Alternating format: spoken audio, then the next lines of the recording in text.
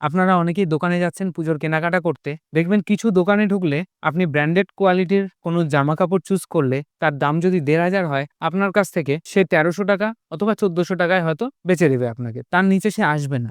সেই ড্রেসটাই যদি আপনি অন্য দোকানে যান, কিছু দোকানদার আছে এমন, একই প্রিন্টের ড্রেস আপনাকে দেবে ৳৫০০ থেকে ৳৭০০। তফাৎটা কোথায় জানেন? তফাৎটা হলো কোয়ালিটিতে। দেখবেন আগে যে ৳১,৫০০ ড্রেসের কোয়ালিটি হয়তো সেম প্রিন্ট হতে পারে। আর আপনি যে সেকেন্ড দোকান দেখছেন তার ড্রেসের কোয়ালিটির মধ্যে অনেক তফাৎ। সুতরাং বিল্ডিং এরও এই জিনিসটা মেইনটেইন করতে হয় সবসময়। আপনাকে কেউ ৳২৭,০০,০০০ র ফ্ল্যাট ২০,০০,০০০ এ সোল্ড আউট করে দিল, ৳৭,০০,০০০ একবারে কমিয়ে দিল।